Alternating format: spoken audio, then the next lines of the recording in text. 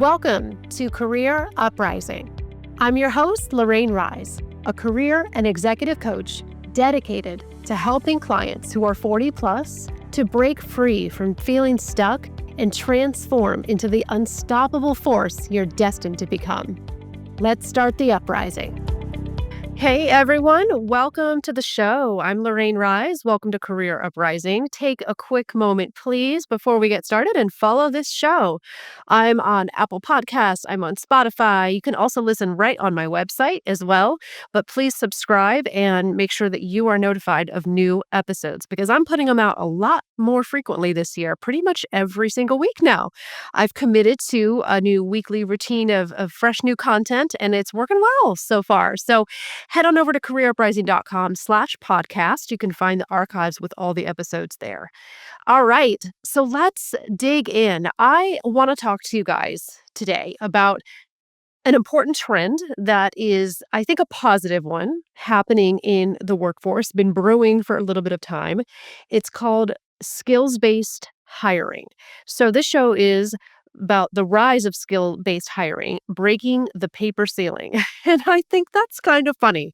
I will admit I had never heard that phrase, the paper ceiling, before until very recently. So we're going to talk about what the heck that is. You already know the glass ceiling and and about breaking that. But now we're going to talk about the paper ceiling and what that means. So this is a timely topic. I want you to know what skills-based hiring means if you don't already, because there are implications for you as a career changer or a job seeker. There's good things, but then there's also considerations. There's just like anything.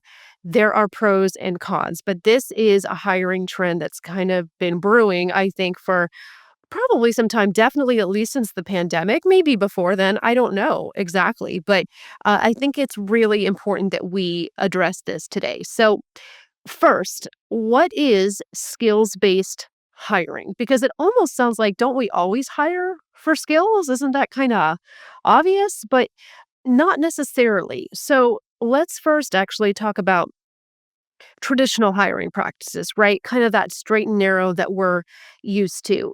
You grow up, you go to college, you get a degree, and then you get a job, right?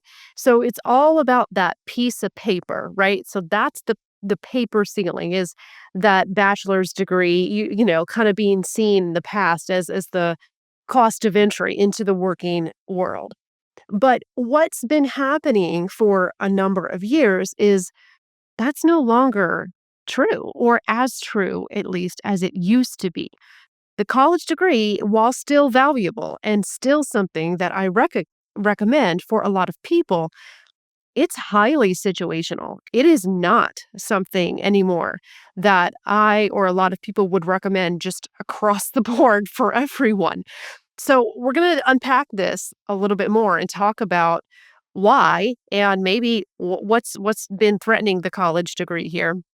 But the bottom line with skills-based hiring is that it's not just about that piece of paper or the fancy pedigree anymore. It's not just about, did you get that MBA from wherever?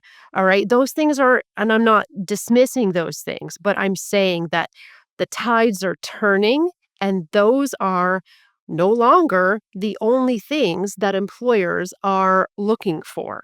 And I think that overall is a good thing.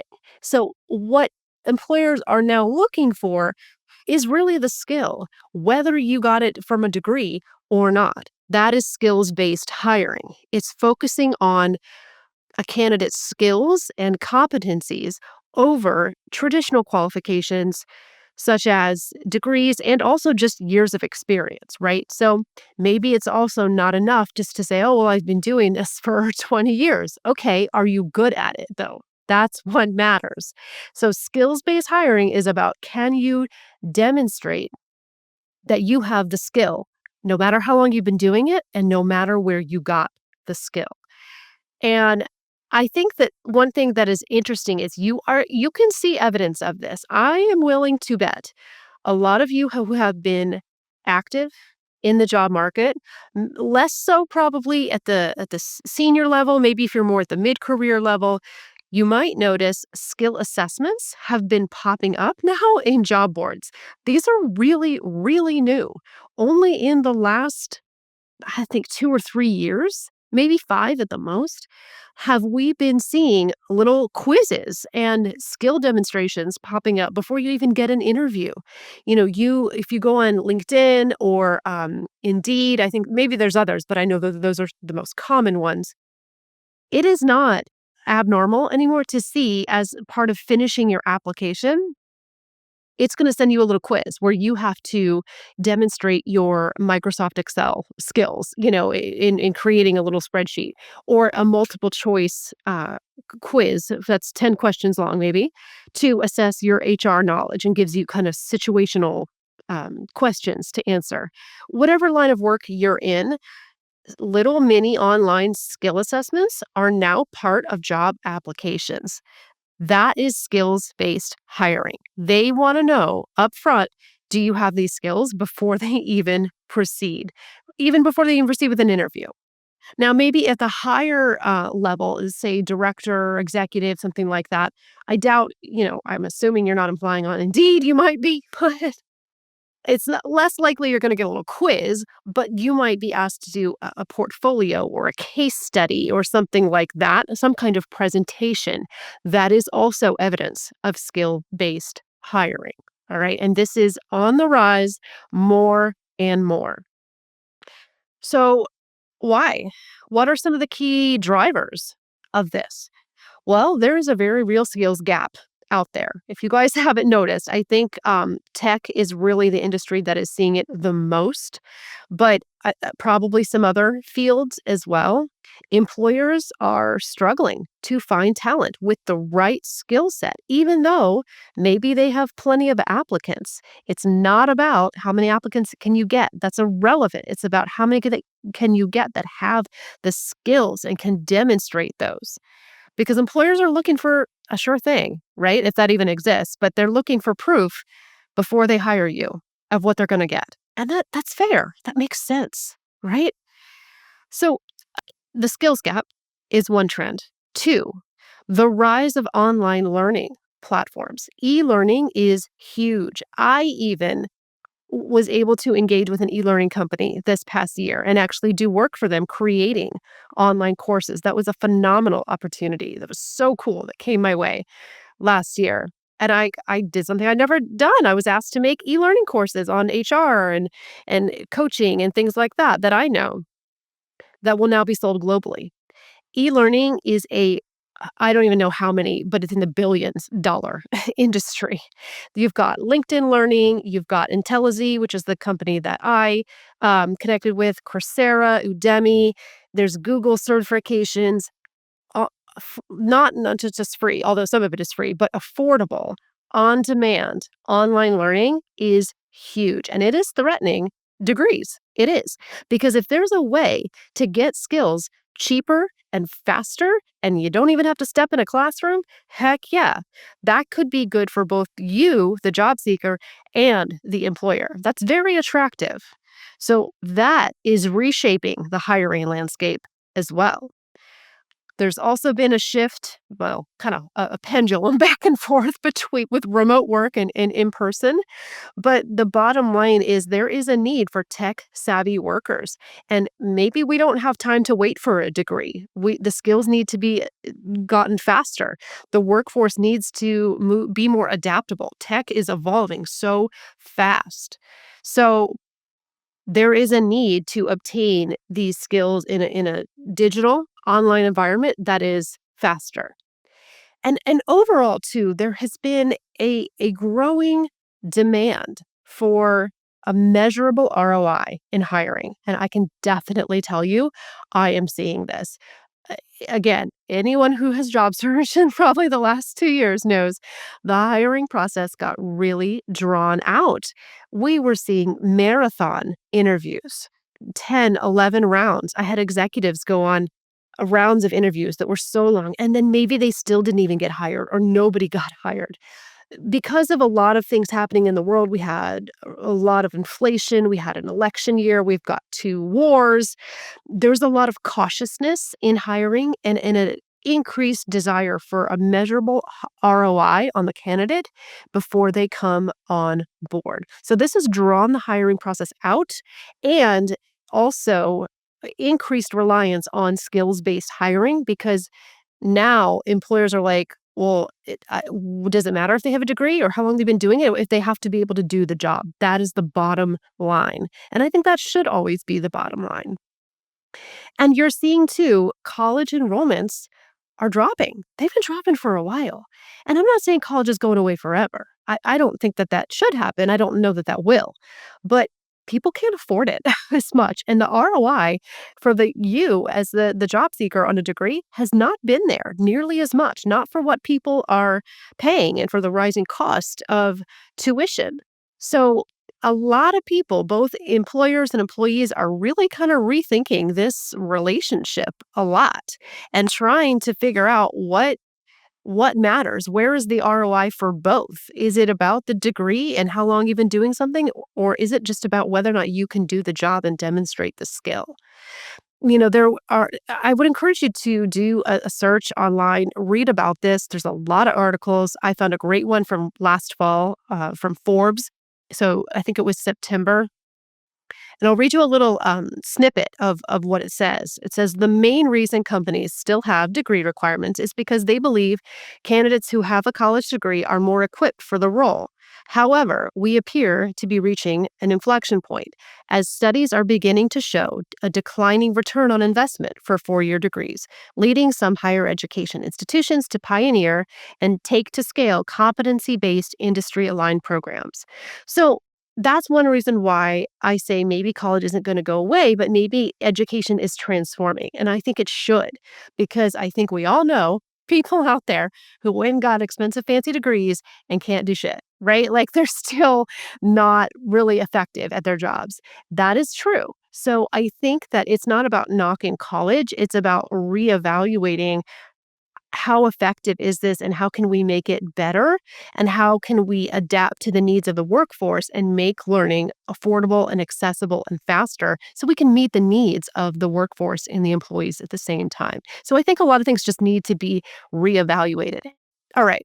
Let's take a quick commercial break. We will be back in about 2 minutes, and there is more. We're going to talk about the pros and cons of skills-based hiring and what this means for you as a job seeker and action steps you need to take to adapt to the market today. We'll be right back.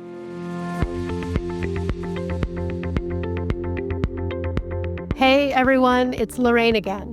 While the show takes a quick break, I want to tell you about some of the exciting changes that we've made at Career Uprising. We've unveiled some incredible new features for our clients. We have a new client library with extensive materials, including ebooks, worksheets, and videos to help you discover your value and land a new role faster than your competition. We also have an app. That's right, Career Uprising has an app for Apple and Android, allowing you to connect with me and get the help you need on the go. We've also expanded our curriculum and coaching techniques to make the program more effective than it's ever been. But these new features are just for clients. Let's take the next step together. Head over to careeruprising.com today. You can learn more and book a call with me. That's careeruprising.com. You can also follow me on LinkedIn and subscribe to my free newsletter, Get Hired Over 40. I can't wait to connect with you. All right, let's get back to the show. Okay, let's finish this up. So some pros and cons of skills-based hiring. So what are some good things that this trend could bring? One, a broader talent pool. Obviously, this could be really good for non-traditional candidates who don't have a degree, maybe can't afford to, don't have the time or the ability. It could give them more of a fair shot to get in there and get the job if they can at least demonstrate that they have the skill or obtain it in some more affordable way. So overall, I think it promotes diversity. You get more people from different backgrounds, different walks of life who have that skill set, but maybe don't have as many years of experience or the degree. I think that's a great thing. I think it also can help fill roles more effectively if we prioritize the most critical skills that are needed for that job. Because job descriptions sometimes have are a lot of fluff and a lot of, other duties as assigned and things that are not really that critical. We need to get to the point of what is a bona fide requirement for a job and focus on that and either let go of or train them on the rest. It's really about the core of the job and what is absolutely required for it. All right. Another benefit is this allows job seekers who have maybe self taught skills or certifications or, quick boot camp training to get in there and land jobs as well. So they have training, they have the skill, but they don't have the degree because there are other ways to obtain it. For example, I've used this example many times. If you listen to the show a lot, my husband is a senior level software engineer, but he was a pilot before that, and he does not have any kind of computer science degree. His degree is in aviation, but he made that switch. He actually is a phenomenal example of skills-based hiring, and he now has been in, software engineering for, God, 10 plus years, I think more, and he pretty much walked right in to, a software engineering job with no degree, no boot camp, no certifications, nothing. But he'd been coding and he had code to bring to the interview to show that they were impressed with. So he demonstrated that he had the skill. And using software engineering as an example, that's a great example of a field where you don't need the degree. You can go to a coding boot camp right now and you can learn that skill on your own. A lot of engineers are self taught, and sometimes those are the best ones because they experiment a lot and they're really passionate about it because they do it on their own time. So that's just one example, but that is a beautiful encapsulation of skills based hiring right there. Now, some cons, right? So we have to think about, there's technical skills, but then there's also soft skills and cultural fit, right? So just because somebody has the finer technical skills that a job needs doesn't mean they're the right person for the job. They might be a poor cultural fit for the company, or they might have really poor soft skills that are going to make them less effective in the organization, right? So there's a lot we have to consider when we're choosing the right candidate. And demonstrating the skills to do the job is a large part of it, but it is not all of it. So we have to still look at the bigger picture. We still have to interview people and make sure that everything else aligns in addition to the skills, of course. I think that there's also probably some challenges in making sure that these skill assessments that we're giving candidates are effective and accurate and fair, right? Assessments have biases or human errors built into them all the time. So that is a real challenge. There's going to be have to be some kind of validation process to make sure that we are effectively assessing skills of candidates. And I think that that is only fair. Okay, what does this mean for you as a job seeker? How can you adapt to this trend? I think number one is focus on acquiring in demand skills with whatever means is going to work for you. Boot camps, certifications, self learning platforms, vocational schools, community colleges, whatever you need to do. If you can't go back to school and get a full degree, that's okay. I want you to do some research. I want you to get creative. I want you to talk to people who are working in the field that you want to get a job in and really see where else you could acquire those skills because chances are there's a way to do it. Then, once you start accumulating those skills, you need to have work to show. You need a portfolio, you need case studies, you need some kind of examples depending on what line of work you're in. And it doesn't always have to be paid. It can be something that you do on your own as a hobby. It can be something you do for a volunteer organization. As long as you can showcase it, I think that that is worth something. And that's what a transferable skill is. So transferable skills are going to become really, really important in this process. So building out your portfolio and kind of your body of work, and that could be writing, it could be art, it could be graphic design, it could be coding, it could be a lot of things. It could even be marketing collateral. It's applicable to a lot of lines of work. Highlighting then those transferable skills also on your resume and your LinkedIn is really, really important. Being very targeted in your messaging and knowing what employers are looking for and speaking to that on all of your personal branding. Then be prepared for these skill-based assessments. Maybe do some research, see what they're out there, and just be mindful that those might be part of the hiring process. And overall, I think that that is okay. I think that that's something we're just going to have to adapt to a little bit. But there definitely are opportunities here too. Like I said, creating a pathway for less traditional candidates to break into new fields. That is really, really important, and this can offer flexibility for career changers as well.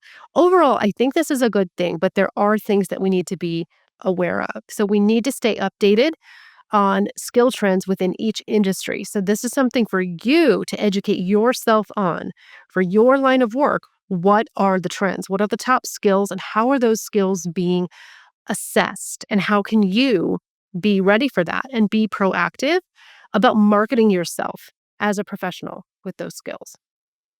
The other thing that I would don't have any control over, but I would love to see change as a result of this is those dang applicant tracking systems. Right now, a lot of them are still the way they are built still favors people who have degrees. This has to change. This is a real obstacle. And if we're serious about skills-based hiring, that has to go. That having a degree can't be a required field. It can't be the primary criteria that we evaluate people by. So I do think there is still kind of a bias built in. But then again, one more reason why I coach people to get off the job boards as much as you can and apply for jobs by having conversations with people, because then you get a chance to tell your story where you don't on the application. It's very, very limiting. So just another reason to not make the job boards your primary strategy in applying. So,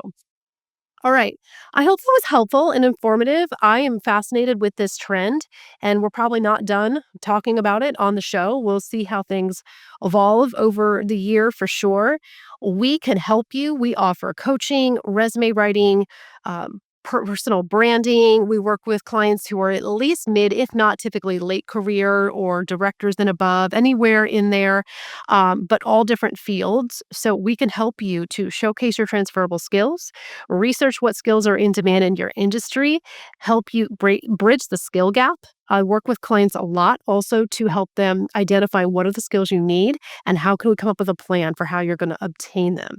Getting hired is all about bridging the gap. Those three words, bridge the gap between where they are and where they want to go. And how can you come in and bridge the gap for them as well? And I will be back. So please go to careeruprising.com, learn more about what we do. You can also go to careeruprising.com/sign up. And when you sign up to join my email community, you will get a free gift. I recently changed it, so it's brand new. There's a free guide accessing the hidden job market with 14 strategies for how you can get into the hidden job market. You will get that free in your inbox when you join my email community. So go to careeruprising.com/sign up. All right, I'll be back with another episode. Take care.